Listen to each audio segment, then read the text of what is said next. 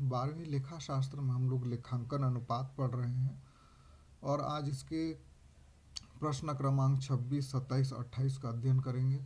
26 के दो भाग हैं, क्वेश्चन नंबर 1 है और 2 है, तो दोनों पार्ट को अलग अलग हम लोग समझेंगे।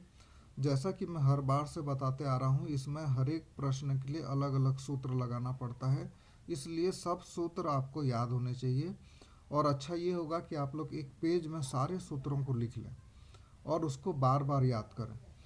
जैसे इस प्रश्न में हमको निकालना है स्टॉक आवर्त अनुपात, और स्टॉक आवर्त अनुपात निकालने का सूत्र होता है बेचे गए माल की लागत बटे औसत स्टॉक। तो बेचे गए माल की लागत निकालने के लिए क्या करना पड़ता है? प्रारंभिक स्टॉक धन क्रय धन प्रत्यक्ष व्यय ऋण अंतिम स्टॉक। और प्रत्यक्ष व्यय में क्या क्या शामिल होता है? मजदूरी, बिजली, आगत वाहन व्यय इत्यादि ये शामिल होते हैं प्रत्यक्ष व्यय में। और औसत स्टॉक निकालने का सूत्र क्या है? प्रारंभिक स्टॉक धन अंतिम स्टॉक बटे 2। इससे हमको औसत स्टॉक मिलेगा और बेचे गए माल की लागत प्रारंभिक स्टॉक धन क्रय धन प्रत्यक्ष व्यय माइनस अंतिम स्टॉक। तो प्रश्न में हमको पहले सबसे पहला काम करना पड़ेगा, स्टेप 1 में हमको बेचे गए माल की लागत निकालना पड़ेगा। और प्रश्न में दिया है प्रारंभिक स्टॉक 25,000 है, क्रय किया है हमने 70,000, मजदूरी है ये जो प्रत्यक्ष व्यय है ये दोनों 3,000, और आगत वाहन व्यय है 2,000, ऋण अंतिम स्टॉक है 15,000। इसको हम लोग जोड़कर घटाएंगे तो आएगा 85,000। दूसरा काम करना है औसत स्टॉक निकालना है। ये औसत स्टॉक निकालने के लिए औसत स्टॉक, इसके लिए प्रारंभिक स्टॉक धन अंतिम स्टॉक बटे 2। यहाँ पर मैंने आप लोग को बताया भी था, प्रश्न में प्रारंभिक स्टॉक दिया है 25,000, अंतिम स्टॉक दिया है 15,000 बटे 2। तो ये दोनों को जोड़ेंगे तो आएगा 40,000 बटे 2 करेंगे तो आएगा 20,000। अब स्टॉक आवर्त अनुपात का सूत्र जो लिखे हैं हम लोग, उसमें हम लोग मान रखेंगे। तो बेचे गए माल की लागत हम लोग निकाले हैं 85,000 और औसत स्टॉक निकाले हैं 20,000। तो 20,000 से इसको हम लोग को भाग देंगे तो आएगा 4.25 टाइम्स। यहाँ अनुपात में नहीं लिखना है, टाइम्स में उत्तर लिखना है।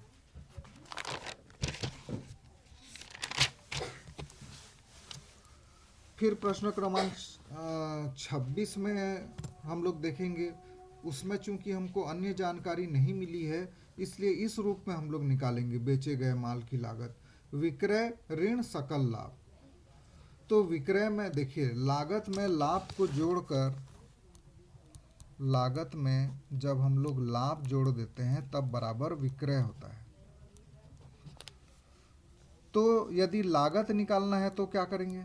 लागत बराबर विक्रय ऋण लाभ कर देंगे, पक्षांतर कर देंगे इसका। तो वही काम यहाँ पर हम लोग कर रहे हैं। तो विक्रय ऋण सकल लाभ, सकल लाभ कहाँ गया है? विक्रय का 30% था, तो इसका 30% निकालेंगे तो आएगा 76,050, और विक्रय हमने किया है 2,53,500। तो 2,53,500 का 30% जो है लाभ के रूप में शामिल था, तो इसका 30% निकालेंगे आएगा 76,050। इसको घटा देंगे तो आएगा 1,77,450। ये होगा बेचे गए माल की लागत। थोड़ा गुणा भाग कैलकुलेशन तो करना पड़ेगा। उसके बाद औसत स्टॉक निकालना हम लोग पिछले वीडियो में सीख चुके हैं। प्रारंभिक स्कंद धन अंतिम स्कंद बटे 2। प्रारंभिक स्कंद दिया हुआ है 29,000, अंतिम स्कंद दिया हुआ है 31,000 बटे 2। तो ये दोनों को जोड़ेंगे तो आएगा 60,000, भागित 2 करेंगे आएगा 30,000। अब हम लोग स्टॉक आवर्त अनुपात का सूत्र जानते हैं, बेचे गए माल की लागत बटे औसत स्टॉक। बेचे गए माल की लागत हमने निकाला है 1,77,450 बटे औसत स्टॉक निकाला है 30,000। तो 30,000 से इसको भाग देंगे तो आएगा 5.915 टाइम्स। क्वेश्चन नंबर 27 में भी हमको औसत स्टॉक आवर्त अनुपात निकालना है।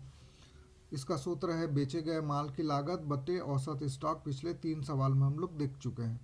और यहाँ हमको स्टॉक आवर्त अनुपात दिया हुआ है और हमको बेचे गए माल की लागत और विक्रय की गणना करना है।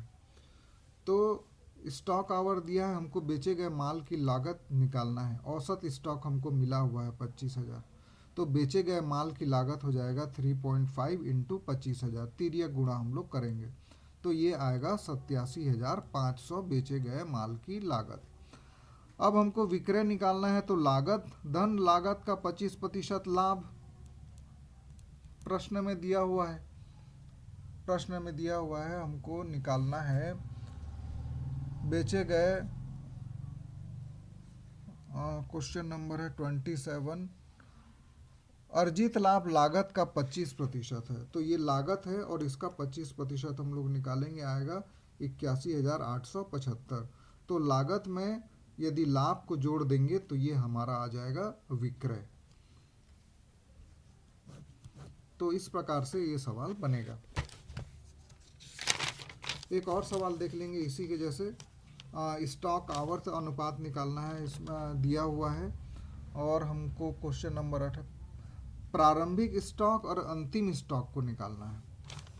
तो स्टॉक आवर्त अनुपात बराबर बेचे गए माल की लागत बटे औसत स्टॉक, ये सूत्र हम लोग कई बार देख चुके हैं। बेचे गए माल की लागत हमको मालूम है, हमको निकालना है औसत स्टॉक में जो प्रारंभिक और अंतिम स्कंद आते हैं उसको निकालना है। 6 दिया हुआ है अनुपात, बेचे गए माल की लागत दिया हुआ है 2,40,000, तो औसत स्टॉक हो जाएगा, तिर्यक गुणा करेंगे तो ये यहाँ पे आ जाएगा और ये यहाँ पर आ जाएगा, बटे 6, तो औसत स्टॉक निकलेगा हमारा 40,000। औसत स्टॉक निकालने का फार्मूला हम लोग जानते हैं, प्रारंभिक स्कंद धन अंतिम स्कंद बटे 2। अब इसमें थोड़ा सा हमको बीज गणित का काम करना पड़ता है। माना कि अंतिम स्कंद x है, क्योंकि प्रश्न में लिखा हुआ है प्रारंभ में स्टॉक अंत के स्टॉक से 10,000 अधिक है, तो अंत के स्टॉक को हम लोग मान लेते हैं x, तो प्रारंभ का स्टॉक होगा x धन 10,000। अब इसको हम लोग इस सूत्र में रख देते हैं। औसत स्टॉक है मालूम है हमको 40,000, निकाल चुके हैं। प्रारंभिक स्कंद हम लोगों ने निकाला है x धन 10,000 और अंतिम स्टॉक निकाला है x। अब ये दोनों को जोड़ेंगे तो 2x धन 10,000 हो जाएगा और ये 2 का गुणा कर देंगे 40,000 से, तो 2x बराबर 80,000 ऋण 10,000, पक्षांतर कर देंगे। अब x बराबर 70,000, इस 80 से 10 को घटाएंगे तो आएगा 70 और 2 से नीचे आ जाएगा, तो x बराबर हो जाएगा 35,000। ये हमारा x चूंकि हमने माना था अंतिम स्कंद है, तो ये जो 35,000 निकला है ये अंतिम स्कंद होगा। तो प्रारंभिक स्कंद क्या होगा, 10,000 ज़्यादा है अंतिम स्कंद से, तो 35,000 धन 10,000 बराबर 45,000 हमारा प्रारंभिक स्कंद होगा। तो इस प्रकार से उत्तर आएगा हमारा प्रारंभिक स्कंद 45,000, अंतिम स्कंद 35,000। तो इसको हम लोग चेक भी कर सकते हैं, लिखा है प्रारंभिक स्कंद अंतिम स्कंद से 10,000 ज़्यादा है, तो इससे ये 10,000 ज़्यादा है।